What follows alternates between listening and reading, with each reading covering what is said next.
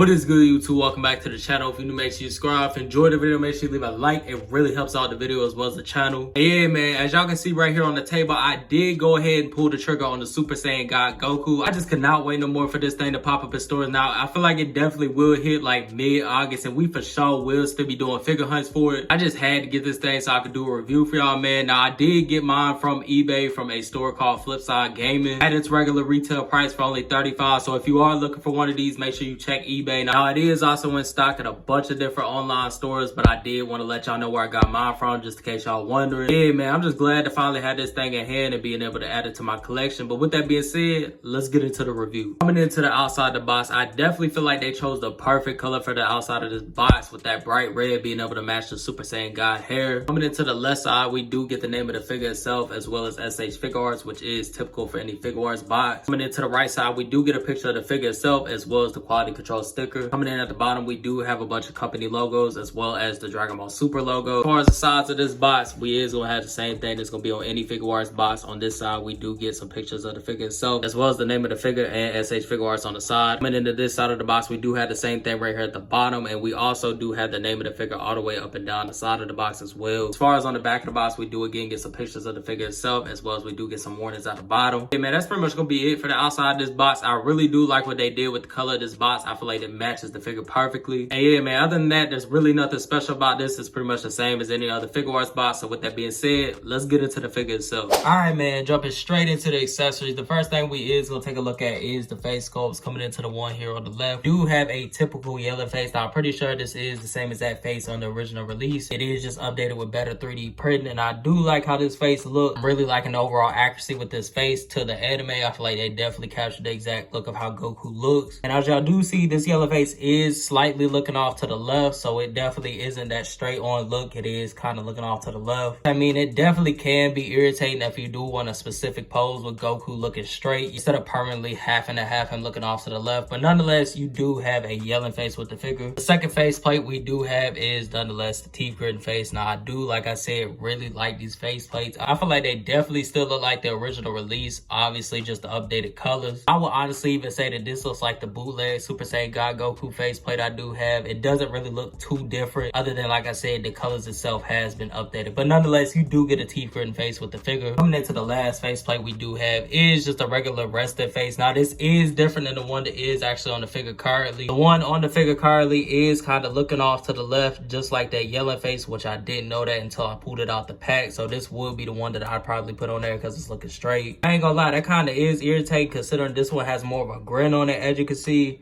compared to this one having like a regular rested face. I don't know if it's just on my copy that it's kind of looking off to the left, but it is definitely looking off to the left instead of straight. And I honestly feel like it's supposed to be looking straight. I might have to look into that or just wait till I see another one in person to see if the face is the same. But nonetheless, like I said, you do get a smirk face right here looking straight. As far as the hands, I'm really not gonna waste too much time with these things because we done seen them a million times with every Figuarts at this point, especially every Figuarts Goku. We do have some open key blast hands that you can also use as waving hands. We also do have some key blast hands that can also be used as gripping hands. We do have more open key blast hands right here that definitely are way more open than the other ones. As well as at the bottom, we do have some fighting style hands. Now, as far as me ranking these accessories, I honestly would just give it a straight up 10 out of 10. Everything does what it's supposed to do. It's just a bunch of hands as well as extra face plates. It is nonetheless a retail Figuarts release, so I mean, it's not really gonna come with too much extra, so it's not too much to really speak on. But with that being said, let's get into the figure itself. Before I even jump into it, I knew I definitely wasn't tripping. This is the bootleg, and as you can see on the face, like I said,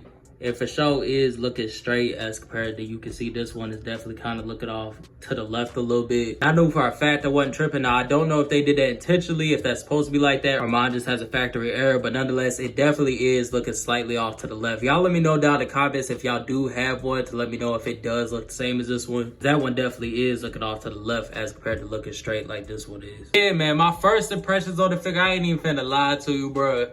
This has probably got to be one of the best $35 figures as of right now. Now, I honestly don't know if that's because the hype I ended up building up for getting this figure itself, but I definitely feel like this is definitely around that #1 spot as far as retail releases at $35. I feel like it's for sure a good equal with that 4 Frieza, because I feel like that automatically takes a spot considering how many accessories it comes with. I feel like as of right now, this figure right here, as well as that Frieza, just off of looks, is definitely the best figures you'll be able to get for that $35 price range. That's even putting it over the Super Saiyan Blood Awakening. And now the only reason I am actually saying that is nonetheless because this figure does have shading on it, bro. It has been a minute since I've seen some actual shading on the SH Figuarts figure. This thing literally has it everywhere, all the way from the top of the gi all the way down to the boots. And I feel like just off of looking at it, it makes it look way more premium than something like the Super Saiyan Blood Awakening Vegeta. Again, that also applies to that 4 Frieza. It also has shading on it. Yeah, man, sitting here looking at this thing right now, I can tell you off rip, I'm loving how this figure looks. It looked like it definitely was ripped straight out of the anime. I'm loving the overall accuracy with the colors. I really like how they did the bright orange as well as that more muted, almost purplish blue. I'm also really liking the Super Saiyan God hair on this thing, man. I did know that this thing was gonna have that metallic color to it. I did for some reason think the hair was gonna be that regular gloss red, but as you can see, it is a metallic red with like a pink hue to it. I would say that I'm for sure glad that they went with that metallic red instead of using a matte or a gloss red. It's crazy because back then I did not like that metallic color on the hair. I just didn't like it at all. I feel like the matte made it look way more premium. But just like I said in my past review on that Super Saiyan Vegeta, I definitely feel like it looks really good on these figures, man. It makes it almost have like that glow effect to it. Specifically when the figures that start lighting, I feel like it definitely does have a glow effect on the hair. Yeah, man, I'm just really liking the overall look of this thing. Coming in for a closer look on it, like I said, I'm loving the details from head to toe. I'm really liking the orange shading on here that they did. Like I said, I feel like it's been a minute since we got some shading on some Figuarts figures. I'm not gonna lie, one thing that does kind of bother me with it is from the top of the gi all the way down to the boots in the front, you do have shading all the way down it, but if you turn it around, as you can see, there is no shading on the back, which kind of makes zero sense considering y'all have all this shading on the front. Y'all could at least put something on the back. I'm definitely not finna make a big deal about it for the simple fact that we be looking at the front of the figure anyways. We barely be looking at the back. Yeah, man, like I said, from head to toe, I'm really liking how this figure looks. I love the overall look of it. Again, I'm definitely liking the metallic red hair on the figure itself. I feel like it definitely complements the figure. And yeah, man, like I said, head to toe, I'm really loving how this thing looks. I feel like it is definitely anime accurate. I feel like the very first release we got of Super Saiyan God Goku was more based on the manga. And to be able to get a third release of this figure and to be a retail release and at that $35 price range with the anime accurate colors is definitely a win. Yeah, man, as far as the paint detail on this thing, I'm for sure gonna give it a 10 out of 10. I feel like they did perfect with this figure, bro. It looks really good. I'm really liking what they did with the colors and the shading as well as the color on the hair itself. Yeah, man, with that being said, let's get into the articulation. Before I do get into the articulation, I do want to point out something that I did notice when I did have the figure in hand. Now, something I did notice right away when I had this figure in hand is I feel like the quality on this, for whatever reason, is better than any Goku figure I've had in hand. I have no clue why that is, but nonetheless, it definitely feels like it is higher quality compared to any Goku figure I've had. All right, man, coming into the articulation, as far as him looking up, he does look up about that much. As far as him looking down, he does look down about that much, which I would say looking up and down is a really good amount. He does also have neck pivot, and I also would say it is a decent amount. Coming down to the arms, they do go up about